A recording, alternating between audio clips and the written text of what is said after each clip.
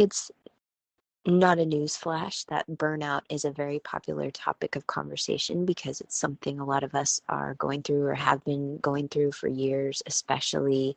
It's like the double-edged sword of the internet and all that it has made possible for us in terms of what we can create with our careers and our creativity and our businesses and all of these things, in addition to working a full-time job and parenting and so of course burnout is a thing because we're trying to do all the things at once, not necessarily with help and support. But what I wanted to anchor in this message is to realize that the pendulum then can swing to the other side, where, at least for me, I started to be like, I don't want anything on my calendar. Nothing on my calendar. I just want to roll around in the white space as much as you can, especially now that I have 3 children.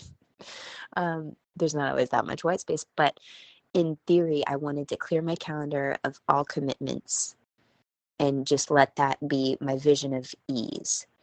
And while that is absolutely necessary in certain times, you just gotta like clear the decks, so to speak. I'm like waving my hand, wiping all the stuff on my desk. There's actually a danger in burnout in not doing things. You can actually burn yourself out just in your beautiful brain. You can burn yourself out because you're convincing yourself that you're now allergic to taking action.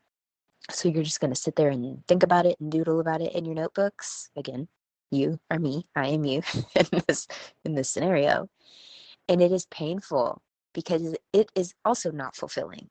And so this is just a micro message to wave my hands from over here and be like, hey, just be careful and be mindful that on your journey in recovering from burnout from doing too much, you're mindful to find your sweet spot, because doing too little, as ridiculous as it may sound, is actually also a recipe for burnout. It can be very unfulfilling because you're just thinking about the things that you want to do, but you're afraid to even do anything at this point because you don't want to burn out. You're trying to avoid the pain and the exhaustion of whatever it was in the first place, and you don't yet trust yourself to find a rhythm that actually works for you, that's actually sustainable.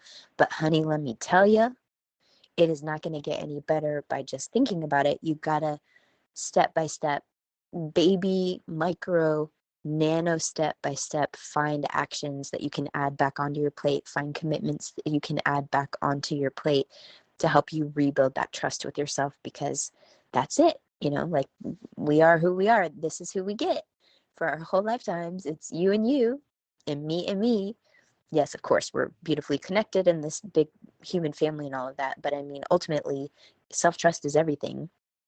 And it's totally normal and natural that we are on shaky ground, because in some ways we kind of traumatized ourselves by going just too hard in the paint for whatever it was. It can be mom burnout. I have experienced that. I'll save that for another message. We're just coming out of what I call cootie camp 2023 with our first experiences with COVID and everything, and it's just been a lot. So you can also burn yourself out with parenting, and then you don't want to schedule or have any kind of rigid plans, even with parenting and life stuff. But then also that free floating willy-nilly non-structure becomes exhausting in itself. And I understand if you're in a place that feels overly structured and too intense right now, you're like, Nikki, whatever, I just want to break. And I get it, and that's valid. All I'm saying is, if you're in the season where you're taking the breaks, just be mindful and watch out for staying in that place of inaction because you're afraid to get back in the game, because you're afraid it's just going to throttle up way too fast. And just remind yourself that you're in control, you're in the driver's seat, and you can control the speed. Your foot is on the pedal. You could pause, you could pull over, you can take a potty stop, go get some snacks. You get to choose the radio station. Like, this is your journey. And you can take a detour if you want, but I'm saying, just like sitting in the car in the driveway, especially in Texas, man, you're going to get hot. It's going to get too hot in there. You need some airflow. All right. That's enough mixed metaphors. I'm just here to say burnout can happen from too little action. Too much thinking and too little action is a recipe for burnout just as much as too much action and too little thinking, where you're just like, go, go, go, go, go, go, go, go, and you're not actually reflecting and creating from an intentional place at all. You're just like, next, next, next, next, chomp, chomp, chomp, Pac-Man style. That's exhausting. And sitting there and thinking about it and being afraid to jump back into the game of double dutch is also exhausting AF.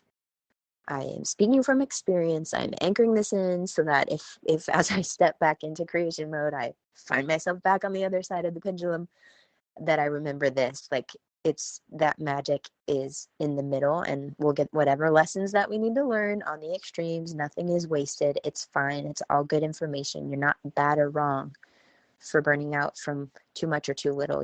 It's all feedback. So I'm just saying, from outside of your brain, just be careful out there. Be careful out there. Make some micro commitments. That can, again, be a whole message on its own. But I just wanted to speak to the fact that burnout can happen even from doing too little but thinking too much, just because you're afraid of recreating that past thing. So getting whatever support you want and need in the form of a coach, a therapist, a healer, a mentor, even friends, to just help you recalibrate a pace that works for you right now. And this pace that works for you right now may be different than the pace that worked for you 6 months ago and 6 years ago, 6 lifetimes ago, etc. So to the degree that you can release the comparison to who you once were, that'd be cool too. Also speaking from experience on that one, it's a very different dynamic right now in my life than it was when I started my business almost exactly 10 years ago. And it's a different pace I'm going to set intentionally.